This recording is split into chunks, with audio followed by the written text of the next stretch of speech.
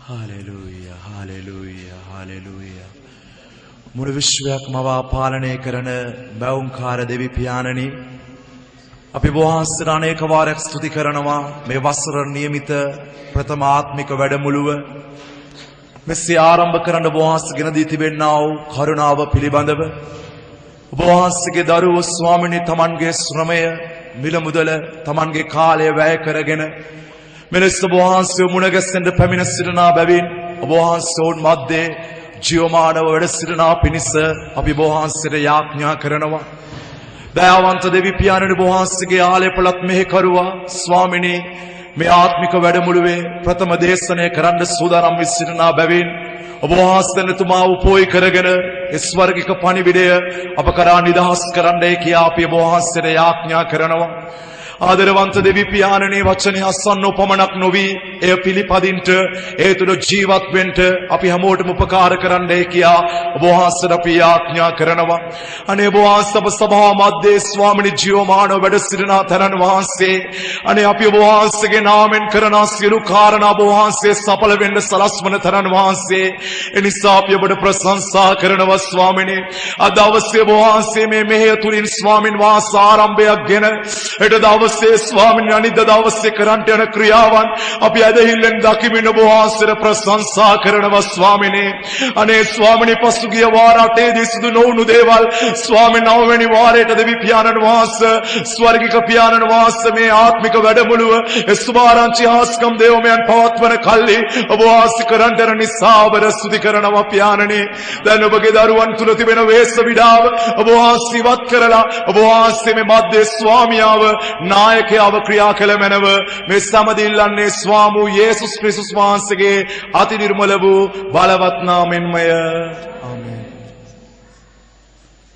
හොඳයි අපි හැම කෙනෙක්ම වාඩි වෙමු ස්වාමීන් වහන්සේගේ පාද පාමුල.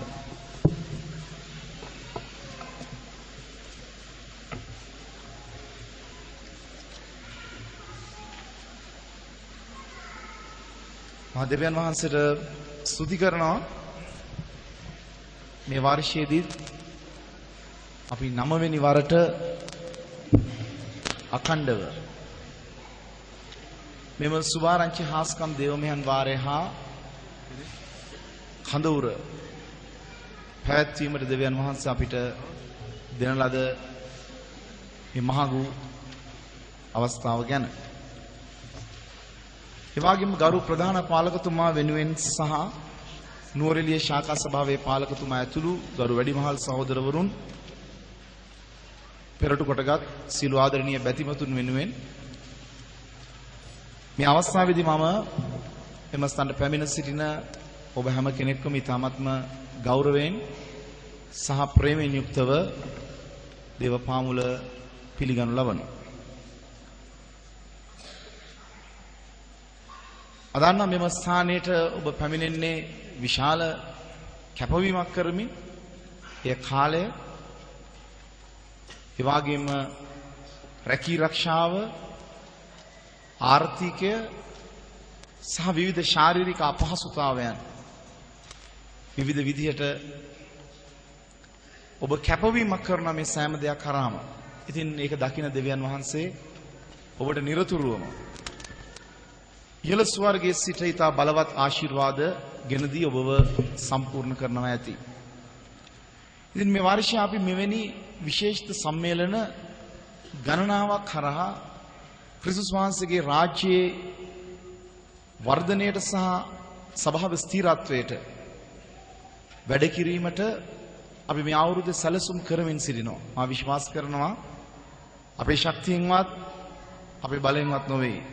උන්වහන්සේගේ ආත්මික කරුණ කොටගෙන ඒ සියලුම දේවල් සිදු වෙයි කියා.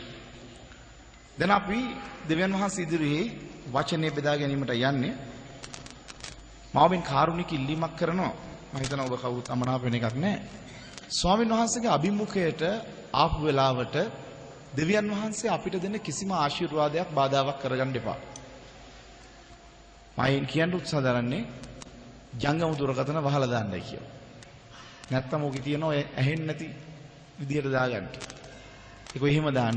නැත්නම් හේතුව ස්වාමීන් වහන්සේගේ අභිමුඛයයි අපි උන්වහන්සේගේ හඬටයි තව බාහිර හඬවල් ගොඩකටයි කන් දීලා අපි බාධා ඇති කරගන්න කියන එක. හොඳයි අපි ස්වාමීන් වහන්සේගේ වචනේ පළවෙනි පේත්‍රස් දෙවෙනි පරිච්ඡේදයේ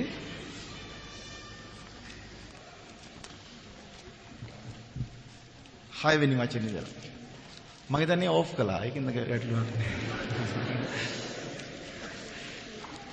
6 වෙනි වචනේ මා කියවන්ට.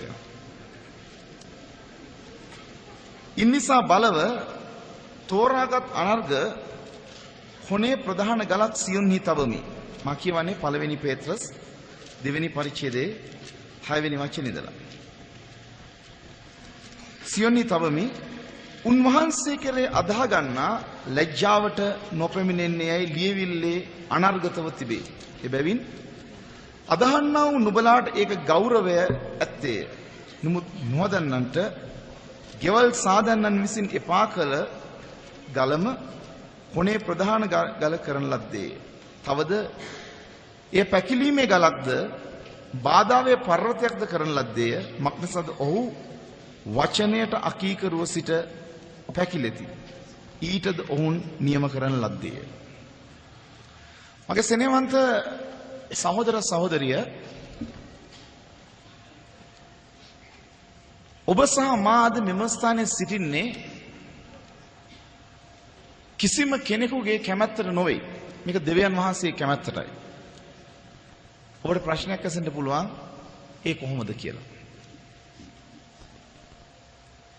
දෙවියන් වහන්සේ ඔබව තෝරා නොගත්තා නම්, ක්‍රිස්තුස් වහන්සේ ඔබට කැඳවීම නොදුන්නා නම්, ඔබත් සත්‍යතාවය නොදැන ලෝකේ කොහේ හරි තැනක විනාශකාරී තැනකට යන්න සිටියව මිනිසෙක්. මාත් එසේ. නමුත් දෙවියන් වහන්සේගේ ප්‍රේමය සහ උන්වහන්සේගේ විශේෂිත තෝරා ගැනීම අපි කිසි කෙනෙක් සිතනවට වඩා ඉහළම තැනක තිබුණු නිසා තමයි ඔබව සහ මාව ඒ දෙවියන් වහන්සේ තෝරාගත්තේ. මේ පරිච්ඡේදය දෙස බලද්දී උන්වහන්සේ කතා කරන්නේ මේ තෝරාගත්තා වූ මිනිස්සෙයින්ව උන්වහන්සේ ගොඩනගන්නා වූ ආකාරය හා දෙවියන් වහන්සේගේ වැඩවලට වෙන් කරගන්නා වූ ආකාරය ගැන. එනිසා මම ඔබට කියන්න කැමතියි ඔබ සතුටු වෙන්න දෙවියන් වහන්සේ ඔබව තෝරා ගැනීම සහ ඔබව තබා තිබෙන ස්ථානය ගැන. හාලෙලූයා. හාලෙලූයා. දේවත් ගැතිවරු සතුටු වෙන්න ඕන තෝරා ගැනීම තුල අනර්ග තෝරා ගැනීමක් කිරීම ගැන. වැඩිමහල්ලන්නේ ගැන සතුටු වෙන්න ඕන. අනිකුත් අය සතුටින් බලාපොරොත්තුවක් තබා ගන්න ඕන. බැතිමතුන් ලෙස සිටින අපිව පූර්ණ කාලීනව දෙවියන් වහන්සේගේ පූජක ධූරවලට නැත්නම් දෙවියන් වහන්සේගේ වැඩවලට කොහොමද තෝරාගන්නේ කියන එක. දැන් මේ ස්ථානයේ ස්වාමීන් වහන්සේගේ ලියවිල්ලේ කියනවා මේ ඔවුන් වණයි මෙන්න මෙවැනි පූජක සමූහයක් කියලා. ස්වාමීන් වහන්සේගේ ලියවිල්ලේ 5 වෙනි වචනය නුඹලාත් යේසුස් ක්‍රිස්තුස් වහන්සේ කරුණ කොටගෙන දෙවියන් වහන්සේට ප්‍රසන්න වූ ආත්මික පූජා ඔප්පු කරන පිණිස ශුද්ධ වූ පූජක සමූහයක් වීමට ආත්මික ගෘහයක් කොට ජීවමාන ගල්මෙන් ගොඩනගනු ලබන්නහුයි. සෙනෙවන්තනි පූජකකමක් කියන දෙය ගැන අද බොහෝ අය හරි බයෙන් සිටිනවා. පූජකකමක් ගැන මිනිස්සු බොහෝ බයෙන් සිටිනවා. ඒ කියන්නේ පූජකෙක් වෙනවයි කියලා කියන්නේ සියලු දේම අතහැරලා ඇවිත් දෙවි පියාණන් වහන්සේ ඉදිරිපිට කැපවෙච්ච ජීවිතයක තමයි ගමන් කරනවයි කියන එක සහ දෙවියන් වහන්සේ ඉදිරිපිට පූජකකම් කරමින් සිටිනවයි කියන එක. නමුත් අපි කල්පනා කර බලමු පූජකේ කරන්නේ කුමක්ද? පූජකේ කරන්නේ ක්‍රිස්තුස් වහන්සේ සහ මිනිසයා අතර සම්බන්ධතාවය ගොඩනගා ගැනීමට අවශ්‍ය කරන කැපවීම කරන එක. මම ඔබෙන් ප්‍රශ්නයක් අසන්න යනවා. මේ වස්ත්‍රය අඳින්නේ නැතුව ඔබට දැනට තිබෙන ස්වභාවය තුල ඒ වැඩේ කරන්න පුළුවන්ද බැරිද? ඒක ඔබට කරන්න පුළුවන්. ක්‍රිස්තුස් වහන්සේ වෙතට මිනිසෙක් ලං කරේ මිනිසයව ගොඩනගන. මේ අපි ජීවත් වෙන්නේ අන්තිම කාලයට ඇතුල් වුණා වූ කාල ප්‍රස්තාවක. මම කියන්නේ නැහැ අන්තිම කාලය කියලා. මේ ලෝකේ විවිධ මත තියෙන අන්තිම කාලේ හෙට එනවා අනිත් දා එනවා. දැන් කිව්ව විදිහට ගිය අවුරුද්ද ඇවිල්ලා ගිහිල්ලා. අපිට හම්බෙච්ච නැති එකයි ප්‍රශ්නේ. ක්‍රිස්තුස් වහන්සේ. මෙහෙම එක එක එනවා එක එක දේ. නමුත් පීඩා කාලය තුලින් ක්‍රිස්තුස් වහන්සේගේ ඊම ළඟාවීමේ කාල පරිච්ඡේදයට අපි ඇතුල් වී තිබෙන නිසා අපි වෙනදට වඩා ඊට ප්‍රවේශම්කාරීව ඉහළ බලා ගමන් කිරීමට ඊ타ත්ම සූදානමක් ලබන්න ඕන.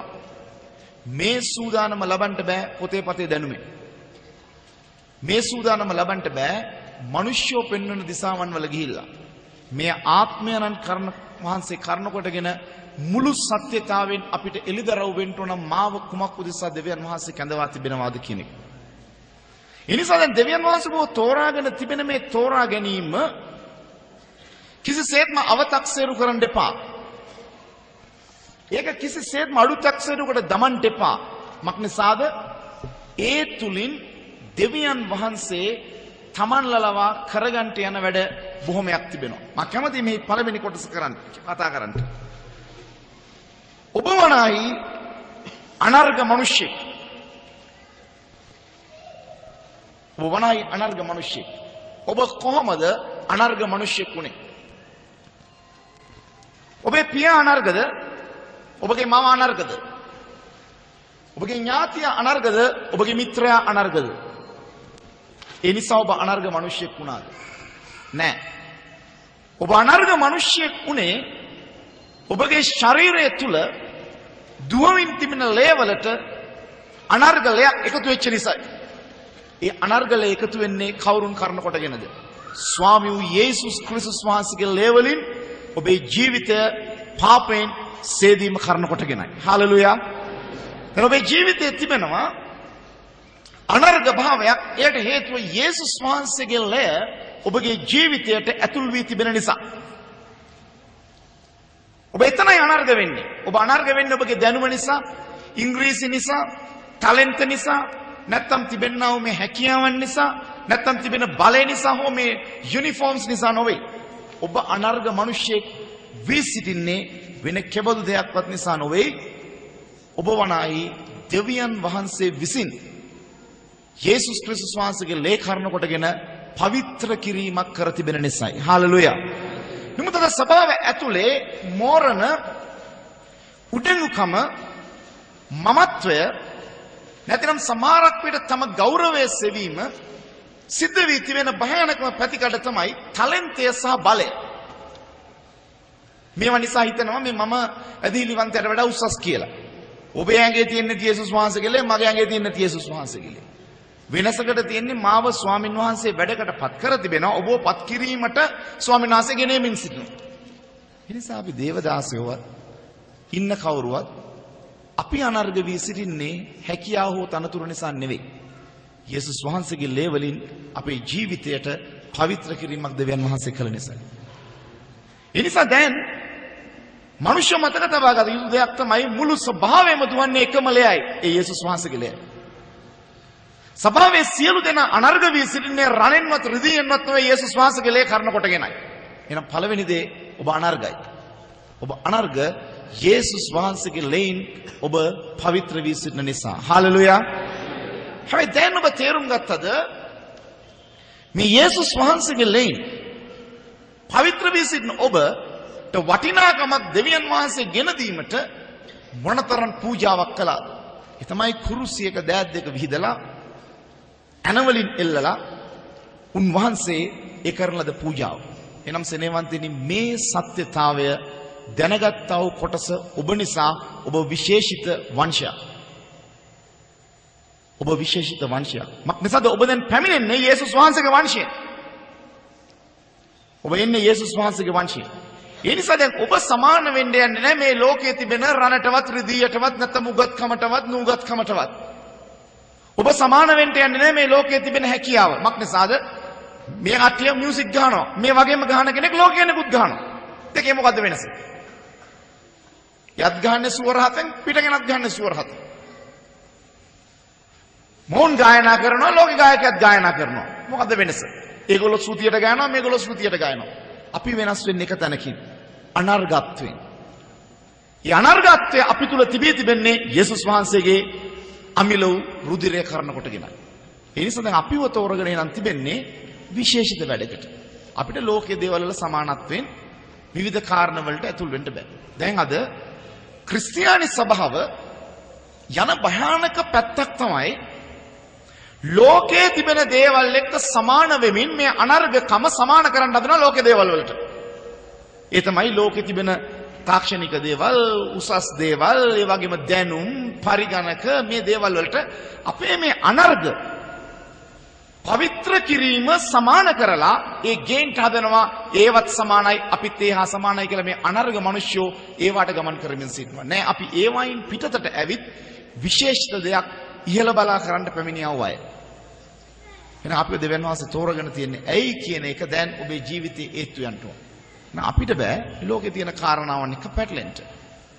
අපිට බෑ කියලා ඒ වාත් එක්ක ඇලි ගලි පැටලී ජීවත් වෙන්න. අපි වනායි දෙවියන් වහන්සේගේ වැඩකට විශේෂයෙන් කැඳවුම් ලැබුවා අය. දැන් ඔබට ස්වාමීන් වහන්සේ කියනවා එකක් අනර්ගව තිබේ දෙවියන් වහන්සේ ඔබව ලැජ්ජාවට පත් කරන්නේ නැහැ කියන එක. දෙවෙනි කාරණා. එසේනම් මේ ලෝකයේ තුල අපිට මොන අභියෝග එව්වත් මොන ආකාරයේ අපිව කොන් කළත් කිතුණුවන් නැටියට අපිව පැත්තකට විසි කරලා දැම්මත් එක දෙයක් මතක තබා ගන්නට අපි කවමදාක්වත් ලැජ්ජාවටපත් වෙන්න යන්නේ නැහැ. හalleluya. කවමදාක්වත් වෙන්න යන්නේ නැති දෙයක් ඒක. අපි ලැජ්ජාවටපත් වෙන්න යන්නේ නැහැ කවමදාක්වත්.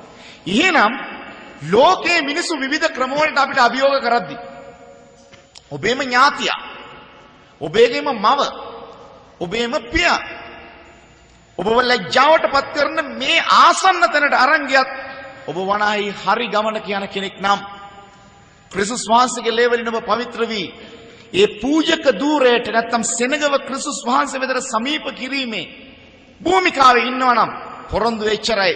කවමදාක්වත් අපි ලැජ්ජාවටපත් වෙන්න යන්නේ නැහැ. හalleluya. අපිව ලැජ්ජාවටපත් කරන්න බෑ. මක් නිසාද? ඒ දෙවියන් වහන්සේ සංඥාවල් දෙනවා දෙවියන් වහන්සේගේ මිනිස්සුන්ගේ වැඩ සඳහා. ඒක තමයි දෙවියන් වහන්සේගේ දින විශේෂත්වය. ඊළඟ කාරණාව හත්වෙනි වචනේ මා කැමතියි. එබැවින් අදහන්නා වූ නුඹලාට ඒ ගෞරවය ඇත්තේ. ලැජ්ජාවටපත් වෙන්නේ නැති නිසා ඒක ගෞරවයක් අපිට. ඒක ගෞරවයක්. දැන් ඔබයි මයි ගෞරවය කියන එක සොයන්න ඕනේ මොකක්ද? කොහොමද? මට අභියෝග ආවා. මට පීඩා ආවා. මම වැටෙන ආසන්නයට ගියා. මම තැළුණා. මම සිර වුණා. මම කාරණාවන් වලට ඔන්න මෙන්න ලැජ්ජාවටපත් වෙන්න ගියා. නමුත් දෙවියන් වහන්සේ මාව ලැජ්ජාවටපත් කළේ නැහැ. එහෙනම් මගේ ගෞරවය මොකක්ද? දෙවියන් වහන්සේ මාව ලැජ්ජාවටපත් නොකරපු නිසා. හalleluya. අපේ ගෞරවය කියලා කියන්නේ මේ එන වෙලාවට යේසු පීඨයි කියන එකවත් එකපාරට බදාගෙන ඉඹ ගන්න එකවත් ඇවිල්ලි ඉවරලා උසස් පුටුවක් දීලා පුටුවේ වාඩි කරන එකවත් අපිව දැක්කම ඔළුව පහත් කරලා මෙහෙම කරන්න ඕනේ එකක් නෙමෙයි. නිකන් දුනු කැඩිච්ච ඔරලෝසු වගේ. ඒක නෙමෙයි අපි සොයන ගෞරවය. දැන් ගොඩක් අය හොයන්නේ සභාව මැද්දේ Tamante එන අභියෝගය, ආර්ථික ගැටලුව, පීඩාව, ඒ හැම දෙයකදීම තමයි ලැජ්ජාවටපත් නොවි. තමා ජයගත්තනම් අන්න ගෞරවය දෙවියන් වහන්සේ Tamanta දීලා තියෙනවා. හalleluya. වහන්සේ ගරු කරලා තියෙනවා. දැන් ඒව නෙමෙයි හොයන්නේ සභාවේ. අපි කෙත්සෙමනේ අය එහෙම නැතුව ඇති. ඉතින් මම පොඩි කාලේ ඉඳලා දැකලා තියෙන හැටියට නැතුවවත් බෑ. තියෙනවා. මොනවාද? මට තමයි හොඳ බැඳුම තියෙන්නේ. මම තමයි පරණ මැදිලිවන්තයා.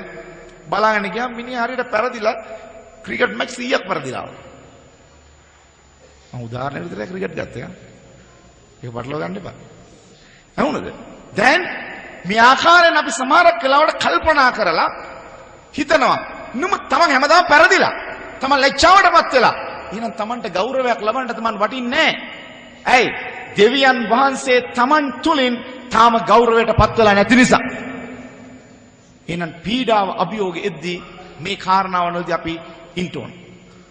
දැන් මෙතන වචනයක් කිව්වා මේ අයට තිබෙන ලොකුම බාධාව තමයි පැකිලීමේ ගලක්ද බාධාවේ පර්වතයක්ද කරලා මක්නිසද ඔව් වචනයට අකීකරුව සිට පැකිලෙති. දැන් මේක තමයි අපේ කැඳවීම තුල ලැජ්ජාවටපත් නොවි අපි සාර්ථක වෙන්න තිබෙන හේතුව දෙවියන් වහන්සේගේ වචනයට කීකරු වීම. කොහොමද දෙවියන් වහන්සේගේ වචනයට කීකරු වෙන්නේ? දැන් අද ක්‍රිස්තුස් වහන්සේගේ සභාවයි දෙවියන් වහන්සේගේ වචනට කීකරු වෙනවා. කොහොමද දන්නවද? එකක් තමයි එක්කෝ වචනේ දේශනා කරන මිනිහට තියෙන බය. නැත්නම් ඒ මිනිහා පස්සෙන් එලෝ බයින බය. මේ එකක්වත් කීකරු කම නෙමෙයි. මේක වහල්කම.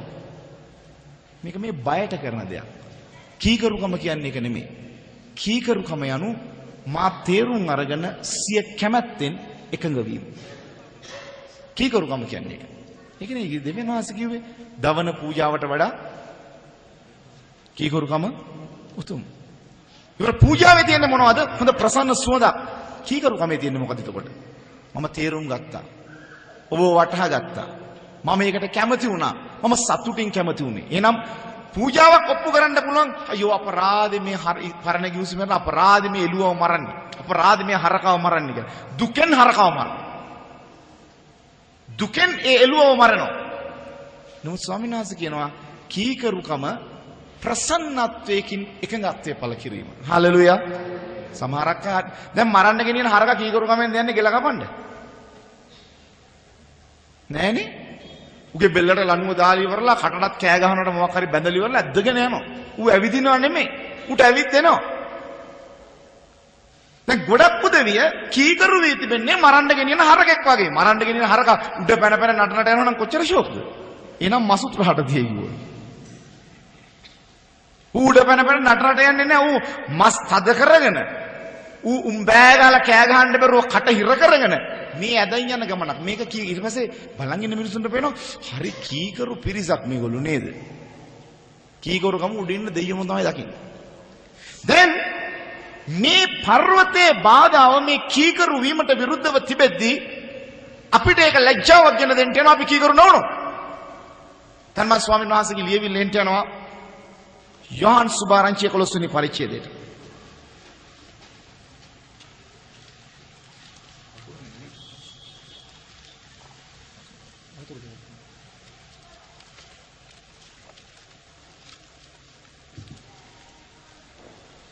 හරි යෝහන් සුභාරංචිය 11 වෙනි පරිච්ඡේදයේ 11 වෙනි පරිච්ඡේදය අපි දන්නවා. ඔබ හැම කෙනෙක් මහලා ඇති මේ කතා වස්තුවේ තමයි මාර්තා, මරියා, ලාසරස්. මේ අය යේසුස් වහන්සේ අනුව ආවා. මක්නිසාද? මාර්තාගේ ගෙදර යේසුස් වහන්සේ හිටියා.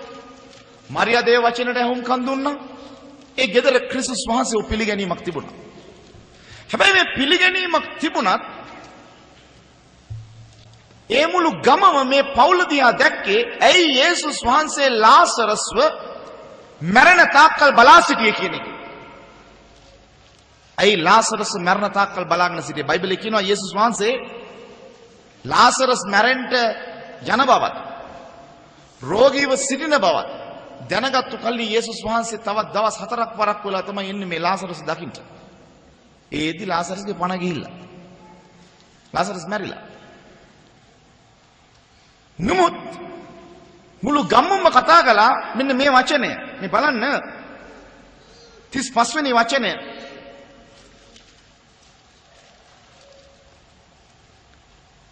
යේසුස් වහන්සේ ඇඬුසේක. යෝහන් සුභාරංචිය 11 වෙනි පරිච්ඡේදයේ 35. යේසුස් වහන්සේ ඇඬුසේක. එයින් යුදෙවරු කතා කොට මුන්වහන්සේ මොකට කොපමණ ආදරයද බලාපල්ලායි කිව්වේ. පළවෙනි දේ තමයි බලන් සිටින සමූහයට යේසුස් වහන්සේ ලැජ්ජාවට පත් වෙන්න ආසන්නම වෙලාවේදී උන්වහන්සේ පණිවිඩයක් දෙනවා. ඒ පණිවිඩය මොකක්ද? යුදෙවරු ඔක්කොම ඇස්දල්ලගෙන බලන් ඉන්නවා මේ මැරිච්ච මිනිසයාට සාධාරණයක් කිරීමට හරි වෙලාවේදී පැමිණිච්ච නැති යේසුස් වහන්සේ ගැන බලන් සිටින මිනිස්යන්ගේ මුඛයෙන් ලස්සන පණිවිඩයක් එනවා. ඒ තමයි යේසුස් වහන්සේ කොයිතරම් මේ මිනිස්යාට ආදරේද. සෙනෙහවන්තනි අද ඔබගේ ක්‍රිස්තියානි ජීවිතේ ඔබ වැටිලා ඇති මලකුණ ගානට. ඔබ වැටිලා ඇති පරාජිතම පැයට. ඔබ මිනිස්සු අතහරින්න සීමාවට ඇවිල්ලා ඇති. නමුත් යේසුස් වහන්සේ ඔබ ඉදිරිපිට හැසිරෙන අන්දම උන්වහන්සේ කරන ක්‍රියාවන් වලින් බලන් සිටින මිනිස්සු කියනවා මේ මිනිහයාට යේසුස් වහන්සේ ආදරේ කියලා. හාලෙලූයා. ඇයි? යේසුස් වහන්සේ මාර්තාගේ නිවස හා ඔවුන් තිදෙනාව තෝරාගෙන තිබුණා. ඒ නිසා මිනිස්සු කියයි සමහර මිනිස්සු දකින්න එක පැත්තක්. මම කියන්න ඔබට උත්සාහ දරන්නේ ලෝකේ ඉන්න මිනිස්සු බොහෝ විනිශ්චය කරාවි විවිධ පැති වලින් මේ මිනිස්සුන්ගේ ආර්ථිකය වැටිලා මේගොල්ලෝ මේ නැත්තටම නැති වෙලා මේගොල්ලෝ හිඟමනට වැටිලා. නමුත් දෙවියන් වහන්සේ ඒ අන්තිම වෙලාවන් වල හැසිරෙන අන්දම ශනිකව උන්වහන්සේ මේ ගිනි මැදින් ජල මැදින් යන වෙලාවේදී ඔබට දෙන්නා වූ ආරක්ෂාව දැක්කාම ලෝකේ මිනිස්සු කියනවා මොහුට කොයිතරම් යේසුස් වහන්සේ ආදරේදයි බලාපල්ලා කියලා. හලෙලූයා. දැන් ලාසරස්ගේ මරණයෙන් ගෞරවයක් එස වෙනවා මිනිය නැගිටිනවට වඩා මිනිසුන්ගේ මුඛයෙන් මුළු සමාජයටම කියනවා යේසුස් වහන්සේ තෝරාගත්තු උන්ට ආදරේ කියලා. ඔබ ගැන මේක ඔබ දන්නේ නැතුව ගියාට ලෝකෙ මිනිස්සු බලන් ඉඳලා කියනවා ඇති. හලෙලූයා. ඔබ ඒ ගැන සන්තෝෂ වෙන්න. ඔබ හිතන්නේ එවනේ මම අයියෝ ඉල්ලපු ගමන් ලක්ෂ 5 හම්බුන්නේ නැහැ. කෝටි 2 හම්බුන්නේ නැහැ. ඉඩම හම්බුන්නේ නැහැ. දෙයියෝ අපි වතෑරලා. ඉල්ලුව ගමන් මගේ ජීවිතේ රෝමනා කරන මේ සියලු ආශිර්වාද මා කරාවේ නැහැ. දෙවියන් වහන්සේ අපි වතෑරලා නෑ. ඔබට අතේ සතේ නැතුව ඔබ වේලවල් තුන කද්දී මිනිසුන්ට ඉබේ කියවෙනවා දෙවියන් වදහන මිනිසුන්ට හිඟතාවයක් නැහැ කියලා. හලෙලූයා. ඒ කියන්නේ උන්වහන්සේගේ ආදරය උන්වහන්සේ පෙන්වනවා. අපි තේරුම් ගන්න ඕන. දැන් බලන්න අද කිතුණුවන්ට පීඩා සමයක් කරමිලා තියෙනවා. හැබැයි ලොකු පීඩා නන් නෙමෙයි. ඒවා බොහොම පොඩි ඒවා. දැන් ලාවට කටු වෙනවා ඉදි කටු වෙනවා වගේ. මේ නාරාසනවත් පිහිපාරවලත් කිසිවක් නෙමෙයි. මේවා දකිද්දී මේ ඔක්කොම මැද්දේ අපි ක්‍රිස්තුස් වහන්සේගේ ස්වභාව වර්ධනය වෙනවා. මේක බලගෙන ලෝකේ මිනිස්සු මොකද්ද කියන්නේ? මේ මිනිසුන්ට ඔවුන් අදහන දෙවියන් වහන්සේ ප්‍රේම කරනවා. ඒ පණිවිඩයෙන් ක්‍රිස්තුස් වහන්සේ ගෞරවයටපත් වෙනවා. හලෙලූයා. ක්‍රිස්තුස් වහන්සේ සෝන් ළඟදී ගෞරවයටපත් වෙන පළවෙනි ගෞරවය එන්නේ මිනිසුන් තුලින්. උන්වහන්සේගේ ඇඬීමත් මිනිසුන්ට ගෞරවයක් වුණා. දෙවියන් වහන්සේට දෙන්න. යේසුස් වහන්සේ කුරුසියේ එල්ලලා මැරීම ලෝකයටම නින්දාවක් සහ අපහාසයක් වගේ පෙනුනත් උන්වහන්සේගේ මිය යාම පියාණන් වහන්සේට ගෞරවයක් වුණා. එහෙනම් අපේ ජීවිතේ ඔබ දැන් මොකටද කලබල වෙන්නේ? අයියෝ මගේ ජීවිතේ කාලය හරි. කවුද කිව්වේ කාලය හරි කියලා? කවුද කිව්වේ කාලය හරි කියලා දැන්? Tamanne කියන්නේ. ළඟ ඉන්න එකා කියනවා දැන් කාලය හරිනේ. දැන් බැරිද මේ බෙල්ලට කළුපටියක් දාන්න? පුළුවන් ඉන්නට එකක් දාන්න. දැන් කාලය හරි. යන්නද රස්සාවකට? දැන් කාලය හරි. බවින්නේ නැද්ද? දැන් කාලය හරි. කවුද මේ කියන්නේ? Taman සහ වටේ ඉන්න මිනිස්සු. ඕකට අපි කලබල වෙන්නේ. ඒ කවුද මේ පණිවිඩය කියන්නේ? අර ලාසරස්ගේ ගෙදර අසල්වාසීන් හිටියා වූ පිරිස් අතරින් සමහරක් අය කිව්වා යේසුස් වහන්සේට බැරුව ගියාද මේ මනියව නැගිට්ටවන්න. ඊළඟට එන්නේ එතනට. ඒ වගේ සමාජය තුළ ජන කොට්ටාස කීපයක් මේ එකිනෙක කෙන අපේ වචන නිකන් චූන් වෙලා අපි නිකන් කුලප්පු කරනවා. අපි කුලප්පු වෙන්න ඕනේ නැහැ. මක් නිසාද අපේ දෙවියන් වහන්සේගේ වෙලාව ප්‍රමාද නැහැ, ඉක්මන් නැහැ. උන්වහන්සේ වෙලාවට වැඩ කරන දෙවි කෙනෙක්. හලෙලූයා. උන්වහන්සේගේ අනර්ගලේ අපි වෙනුවෙන් දීලා අපිව පවිත්‍ර කරලා අනර්ග භාජනයක් කරගන්න පුළුවන් වුණා නම් ඉතුරු ටික කරන්න බැරි. කවුද දැන් මේක කියන්නේ? තමනුයි අසල්වාසීන්. ඒවට කලබල වෙලා ඉක්මනට ගිහිල්ලා ඉවරලා වයර් එකක් ගෙනින් කිව්ව ගමන් 33000 වයර් එකක් අර ගිහිල්ලා අල්ලනවා ගේන්න. තීරණ ගන්න එහෙමනේ. මොකක් හරි කමක් නැහැ. නෑ දෙවියන් වහන්සේ තමන් ගැන සලකන දෙවි කෙනෙක්. හලෙලූයා. දෙවියන් වහන්සේ තමන් ගැන සලකනවා. ඒක තමයි දෙවියන් වහන්සේ කැමැත්ත. දැන් අපි කියමු 37 කියමු.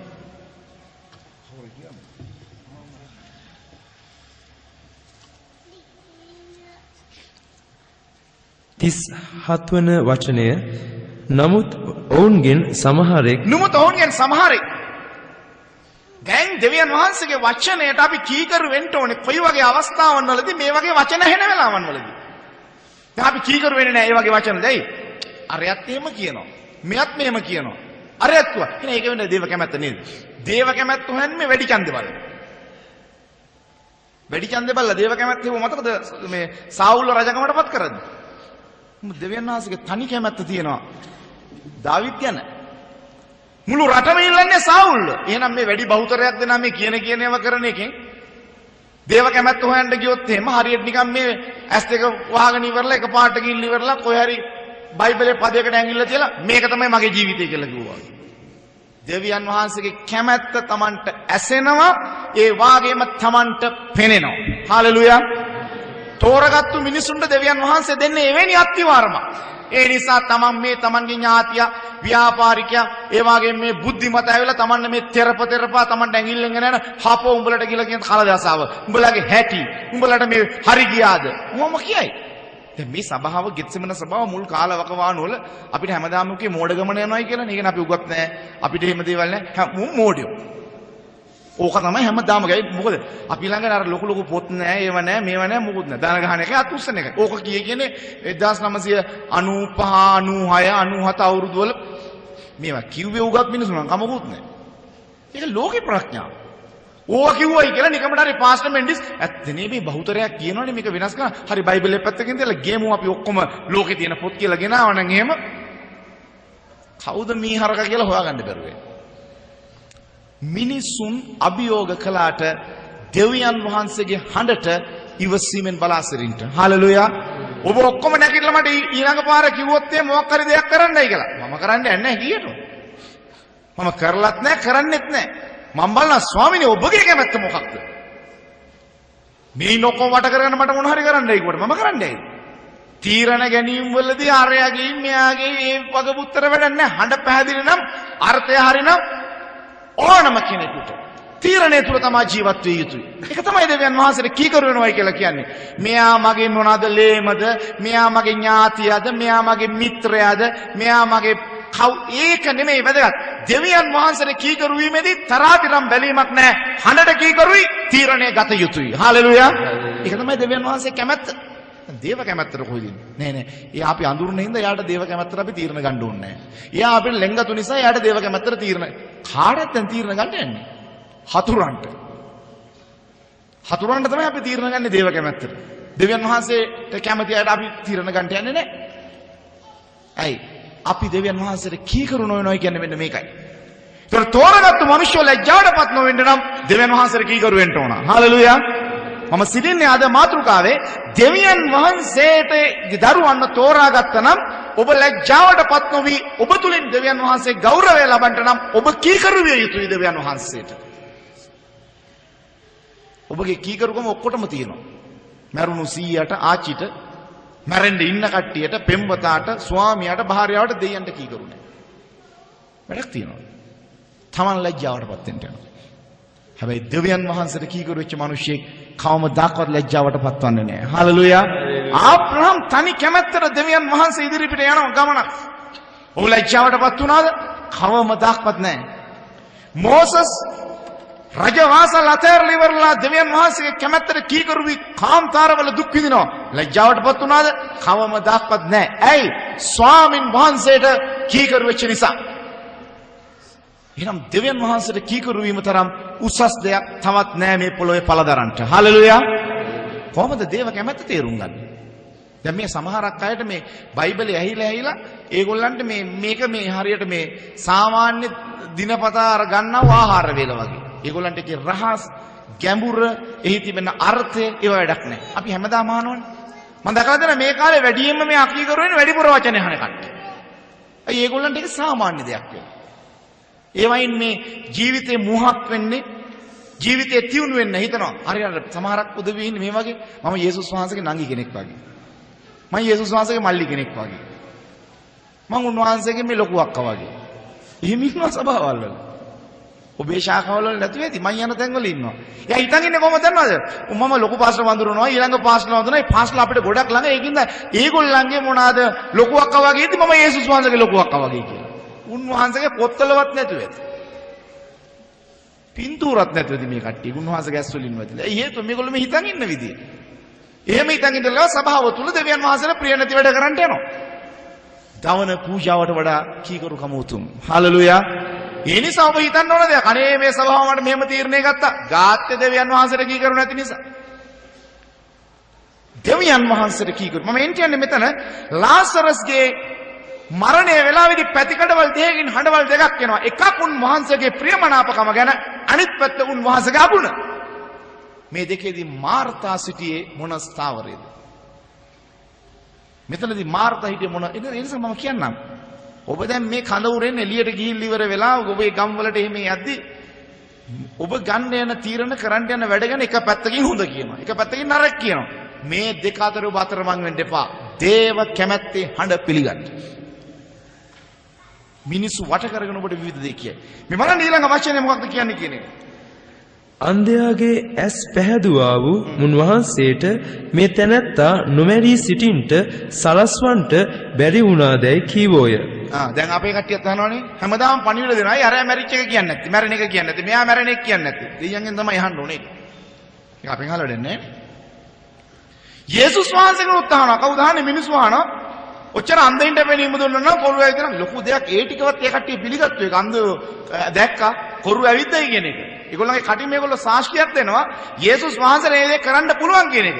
නිසා අරගෙන සැලකිලි කලබල වෙන්න එපා. හරි? තාම ලාසරස් මරුණ පමණයි. තාම දෙවියන් වහන්සේගේ ක්‍රියාව ඉතුරු ටික උන්වහන්සේ පෙන්වුවේ නැහැ.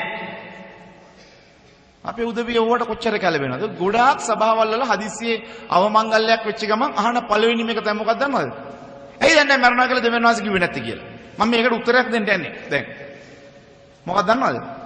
ඉස්සර සභාව කුඩාවට තියෙන කාලේ පුද්ගලයාගෙන් පුද්ගලයාට මිනිසෙන්ට දිනපතා යාඥා කිරීමක් හා සමීප වීමක් එකිනෙකන අතරේ තිබුණා. ඒ වෙලාවේදී ස්වාමින් වහන්සේට මැරෙන ඉපදෙනේව ගැන කිය සිටීමට උන්වහන්සේට කාල ප්‍රස්තාව තිබුණා. දැන් සභාව විශාලයි. දැන් උන්වහන්සේට මැරෙන උපදිනවයි කියන එක බයිබලයට සාමාන්‍ය සිද්ධ වෙන දෙයක්. දෙවියන් වහන්සේගේ කැමැත්ත ප්‍රකාරයට එතනින් ඔබට තියෙන්නේ ස්වාමින් වහන්සේ ඉදිරිපිට ගෞරවය සඳහා වැඩ කිරීමේ දර්ශනයක් දැන් තියෙන්නේ. අන්තිම කාලේ. ඒක නිසා මේ මැරෙන කෙනයි ඉපදෙන කෙනයි අනේ මගේ කකුල අද හීරුණා ගියේ ඉරිදා බ්‍රදර් කෙනෙක් මගුරුවට අත තිබ්බා මෙලෝදයක් කිව්වේ නැහැ. කොහොම අභියෝග බ්‍රදර්ලට දීපුවම බ්‍රදර්ලා මොකද දන්නවද කරන්නේ? අපේ කට්ටිය නෙමෙයි. කියයි සතිය පුරාම පරිස්සම් වෙන්න වැටීමක් කොන්ද කැඩීමක් අතපය හීරීමක් ඇහැක් ගැලවීමක් කොණ්ඩේ වැටීමක් සමහරක් පිට මරණයක් ඔය ටික කිව්වොත් ඔබ මේ සෑහීමකටපත් වෙයිද? ඔහොම කියලා ඉවරලක උඹ හෙට ඉඳන් හරියට හුස්මත් ගන්නවයි කියලා. ඒක ඔටෝ වෙනවා. ඒත් එවැනි දෙයක් නෙවෙයි ක්‍රිස්තුස් වහන්සේගෙන් අපි බලාපොරොත්තු වෙන්නේ. උන්වහන්සේගෙන් බලාපොරොත්තු වෙන්නේ අපිව ලැජ්ජාවටපත් නොවි අප උදෙසා උන්වහන්සේ පෙනී සිටීමක්. හලෙලූයා. ලැජ්ජාවටපත් නොවි අප උදෙසා උන්වහන්සේ පෙනී සිටීමක්. දැන් ගොඩක් කට්ටිය තාම ඕනේ මේක තමයි. ඒක තමයි ආසාව. ඉල්ලීම හැරෙලා සැපීම දෙයි කියලා අපේ කට්ටිය කියලා දායි. ඊට පස්සේ තමයි බොරු දිවැසි වාක්‍යවල එන්න පටන් ගන්නෙ. නොනවති. දැන් මෙතන ඊළඟට මොකක්ද වෙන්නේ? මෙන්න මනේ කීකරු වෙන විදිය. කීකරු වෙන්න ඕනේ යම තුල ඇදහිල්ල තබාගෙන. අපේ බුද්ධියෙන් අපිට කීකරු වෙන්න බෑ. ඇදහිල්ල අඩු මිනිස්සෙකුට තියෙන එකම ප්‍රශ්නය තමයි එයා බුද්ධිමය වශයෙන් තර්ක කරන චරිතයක්. ඒ බුද්ධිය කියලා කියන්නේ මේ මොකද්ද කියන්නේ ඒකට? හොඳ බුද්ධියද නරක බුද්ධියද? අනේ මන් දන්නේ. ඕන විදිහකට දාගන්න ඔබ ඇදහිල්ලක් නැති මිනිහෙක් නිතරම හිතන්නේ තමන් යනවා තමන්ගේ සිතුවිලි වලින් අනන්තයට. දැන් මෙතන මේ සමූහයක් මෙහෙම ඉන්නවා. දැන් මම ඉතින් කල්පනා කරන්න බැලුවොත් දැන් කෝච්චිය තව කී දෙනෙක් එනවද? අනේ ස්වාමිනේ තව හෙට දවල් එද්දි කී දෙනෙක් එයිද? මේ පුටු ටික පිරෙයිද? ඕක අපිට මොකටද? උන්වහන්සේ පුරවයි. තර්ක කරනවා. මගේ අතේ දැන් තියෙන රුපියලයි ස්වාමිනේ මේ දේ කොහොමද කරන්නේ? මේ කාරණාව වෙන්නේ. දැන් මේ ශාලාව ඇත්තටම දෙවියන් වහන්සේට ස්තුතිවන්ත වෙන්න ඕන. මේ ශාලාව කිසිම වැඩකට දෙන්නේ නැති ශාලාවක් දන්නවද? මේ ශාලාව කිසිම වැඩකට කිසිම හැම කෙනෙක්ම අහන්නේ. දැන් එහා පැත්තේ ඔක්කොම අර බිමට අර වටිනා ලෑලි අල්ලලා මේ ක්‍රීඩාංගණයකට පාවිච්චි කරන්නේ. අද දවල් එනකම් මම එකපාරට හෝල් එකක් ඇවිල්ලි ඉවරලා මම මේ ඊ පැත්තේ අල්ලලා මොකද දැන් කරන්න කියලා. මම නිින්දේ හිටියේ. නිින්දෙන් ඇස්සරුණා. මට හරි කේන්තිත් එක නිදිමත තව පොඩ්ඩක් තියෙනවා නිදා ගන්න ඕන. මේක බලන්න ස්වාමීනි. දැන් වෙලාව ලං වෙලා මොකද කරන්න කියලා.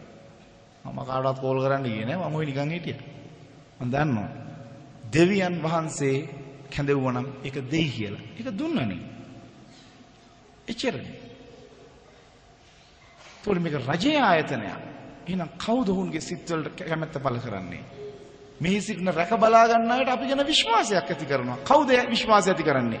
මෙතන ඉන්න කවුරුත් ගිහිල්ලා අර සභා මට්ටමින් ඕපදූප හා දිරිගන්නන විදියට දිරිගන්නවද? නෑ. දෙවියන් වහන්සේ ඒක කරන්නේ. හාලෙලූයා. අපේ කට්ටියගේ බුද්ධිය අරක තමයි.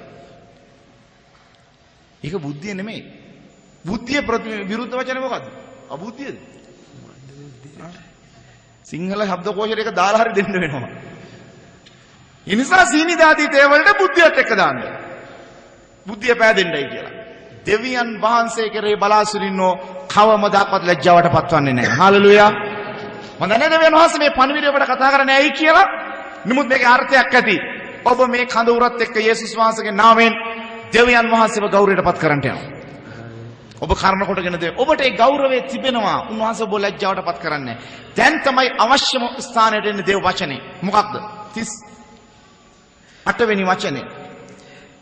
එවිට යේසුස් වහන්සේ නැවත තමන් තුද සුසුම්ලමින් සෝන්ගේ ළඟට පැමිණිසේක. ඒක වනාහි ගුහාවක්ය. ඊට ගලක් හේතු කර තිබුණේය.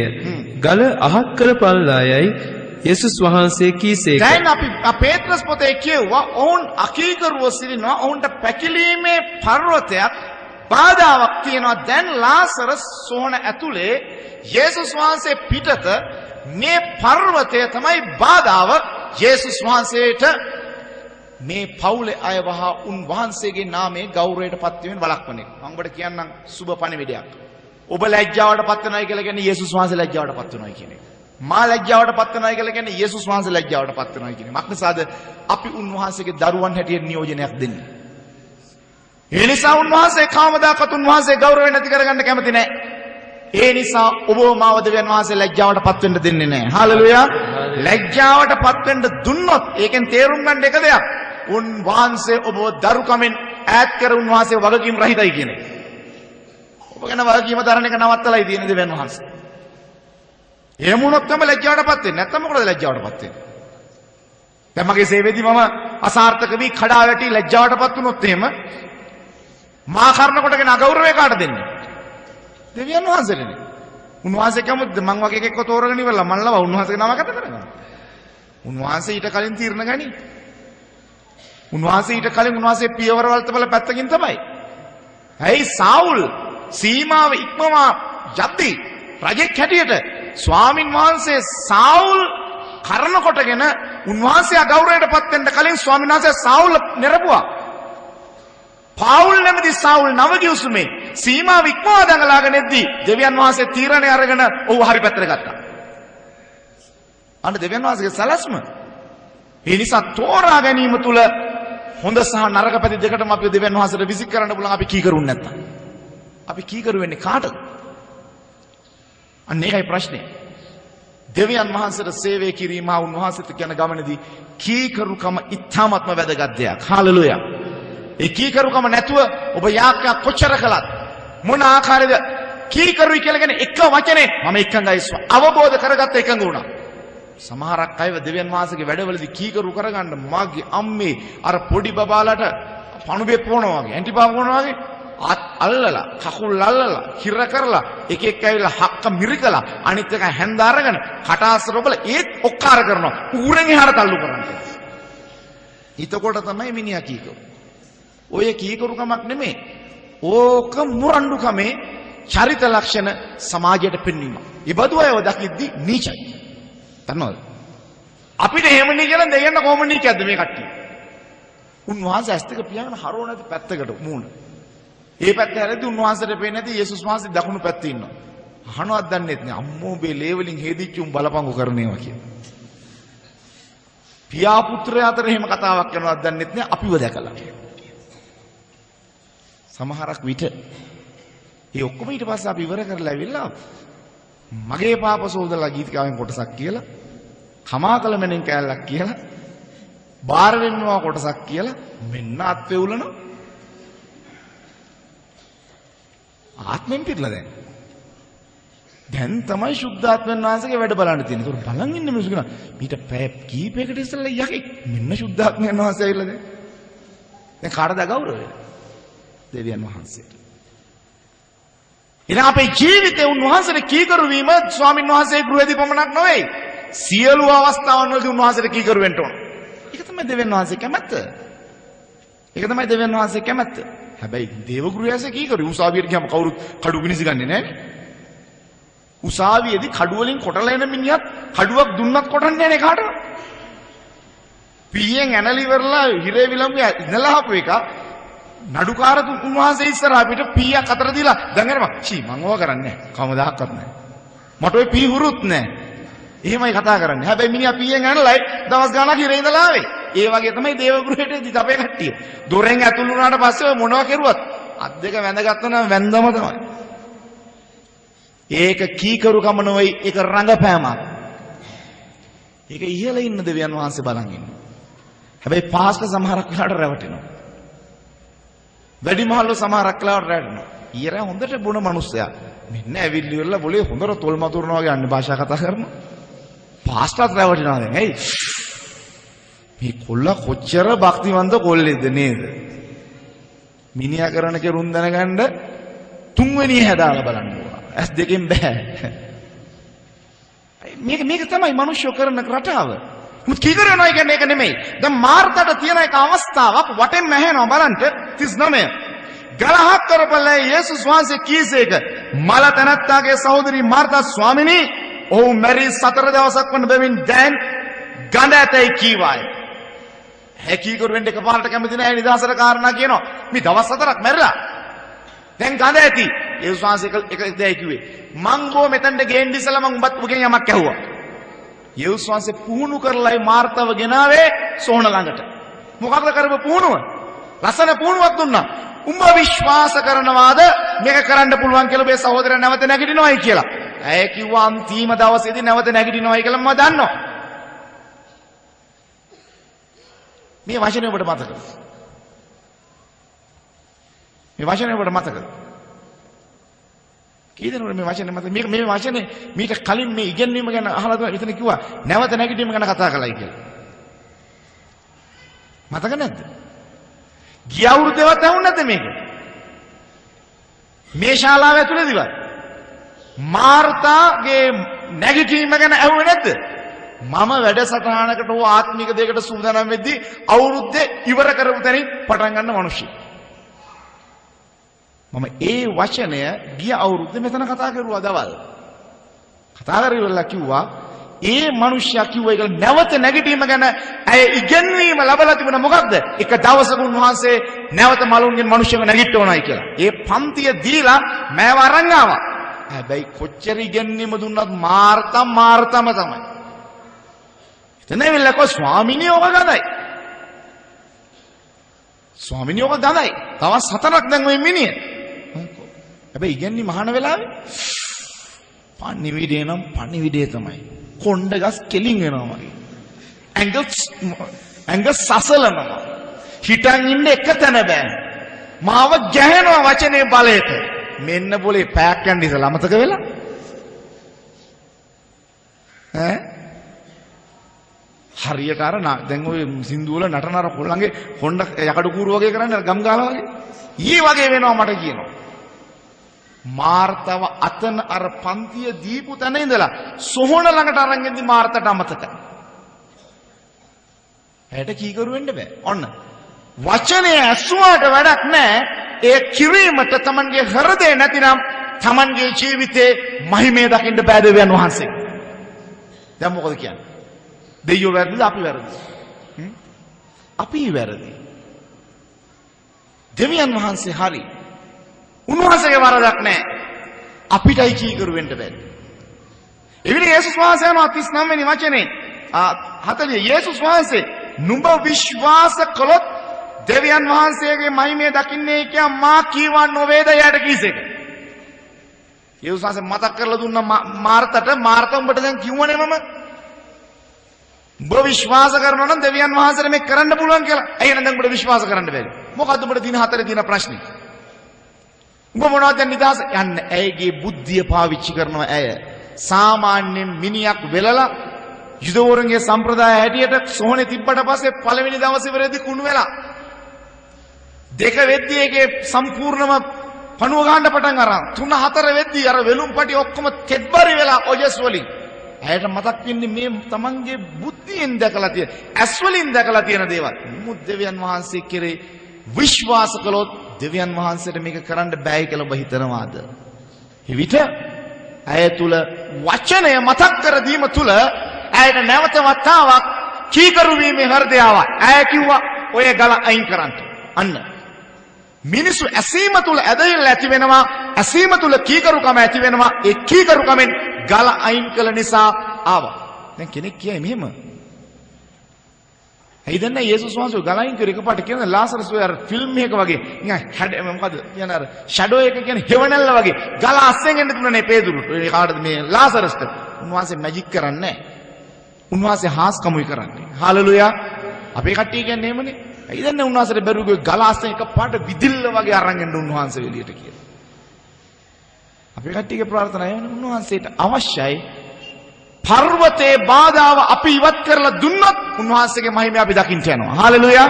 එහෙනම් කීකරු වෙන එක කවුද අපිද කරන්න ඕනේ? දෙවියන් වහන්සේ කරන්න ඕනේ. අපි කරන්න ඕනේ. ඒ කීකරු වීමේ කොටස සෝන ළඟ කළ නිසා තමයි ලාසරස් මලුන්ගෙන් නැගිටීමට උන්වහන්සේගේ බලය නිදහස් වෙන්නේ. හාලෙලූයා. ඒක නොකරම උන් තර්ක කර කර ඉන්න උන්වහන්සේ අඬලා යන්නේ. උන්වහන්සේට තව ලොකු බයිබල් සම්මේලනයක් තියෙන්න වෙයි මාර්තව හදන්න. නමුත් ඇය කීකරු වුණා අවබෝධයත් සමග. දැන් දෙවියන් වහන්සේගේ මහිමය දැක්කා. එහෙනම් ඇයි ඔබට බැරි? ඇයි මට බැරි? උන්වහන්සේ කන් බීරි වෙලාද? උන්වහන්සේගේ හස්තේ කොට වෙලාද? උන්වහන්සේ పూర్වයේ පටන් සැලසුම් කළ දේවල් අපේ ජීවිතේ සිද්ධ වෙන්න බැරිද? ඇයි උන්වහන්සේ අපිව තෝරාගත්තේ මේ වගේ මේ එක එක පැති වලට පා කර කර ඉන්නද? නෑ අපෙන් වැඩක් ගන්නට. අපිට වටිනාකමක් දෙන්න. අපි කරන කොටගෙන දෙවියන් වහන්සේ ගෞරවයටපත් වෙන්නයි. හාලෙලූයා. ඔබ මේ කඳවුරේ සාර්ථකත්වය දකින්න යන්නේ ඔබ ලබන අවුරුද්දේ මේ තැනට එද්දී. දෙවියන් වහන්සේ ඉදිරියේ ඔබ කරන කොටගෙන දෙවියන් වහන්සේ ගෞරවයටපත්ව සිටියොත් ඔබ මේ කඳවුරට පැමිණීමේ ආශිර්වාදය ඔබ දැකලා ඇති. හාලෙලූයා. ඔබට එයි මේ වගේ අපහසුතාවයන් විවිධ දේවල්. මොකද ස්වාමිනේ මම ඔබටයි කීකරු වෙන්නේ. මම ඔබටයි කීකරු වෙන්නේ.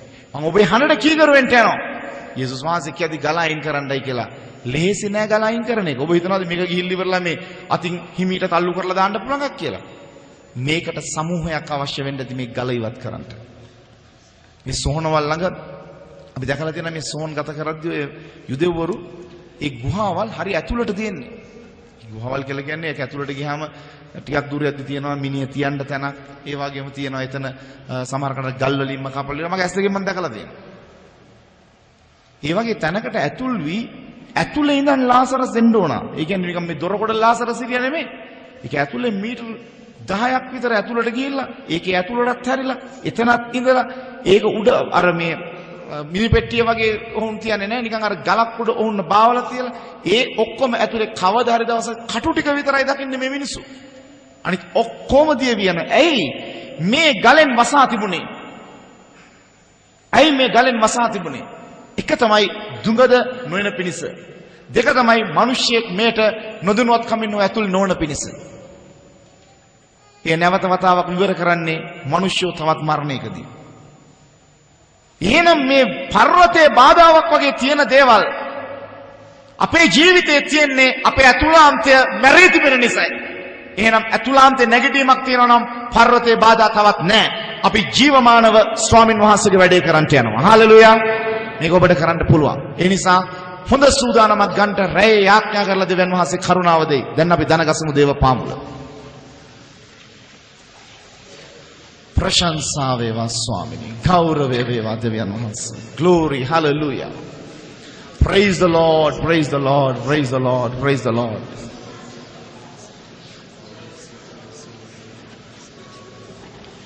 Hallelujah. Praise the Lord. Glory, hallelujah. Rabashitaramani ansakaya.